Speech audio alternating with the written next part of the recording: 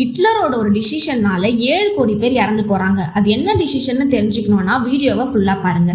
1919 world war 1க்கு அப்புறம் ஜெர்மனியால தான் இந்த வார் ஸ்டார்ட் ஆச்சுன்னு எல்லாரும் ஜெர்மனியை பிளேம் பண்றாங்க. ஜெர்மனியை ஃபோர்ஸ் பண்ணி ட்ரீட்டி ஆஃப் வெர்சைல்ஸ்னு ஒரு ஒப்பந்தத்துல சைன் வாங்குறாங்க. அந்த ஒப்பந்தத்துல 1 lakh சோல்ஜர்ஸ் தான் ஜெர்மனில இருக்கணும். Air force and modern வெப்பன்ஸை use பண்ணக்கூடாது. மற்ற கண்ட்ரீஸுக்கு பெனால்ட்டியா ஒரு ஹியூஜ் அமௌண்ட்டை பே பண்ண சொல்றாங்க. இதுக்கப்புறம் ஜெர்மனி ஒரு வீக்கஸ்ட் கண்ட்ரியா ஆகுது. 1933 ஹிட்லர் தலைவரா வராரு. இவரோட முக்கிய கோலே ஜெர்மனியை திருப்பி ஒரு ஸ்ட்ராங்கஸ்ட் கண்ட்ரியா ஆக்குறது. அதனால சீக்கிரட்டா மிலிட்டரி ஃபோர்ஸஸை ரீபில்ட் பண்றாரு.